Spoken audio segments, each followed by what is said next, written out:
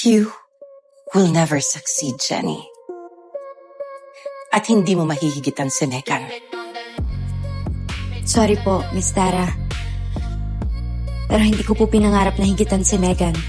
Katulad nga po ng sabi niyo, nobody lang po ako. Pero sa tingin ko po pareho lang po kami ni Megan.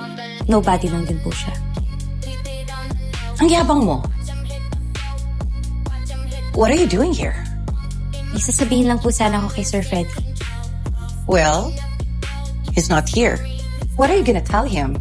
Sa tingin niyo po sasabihin ko sa inyo.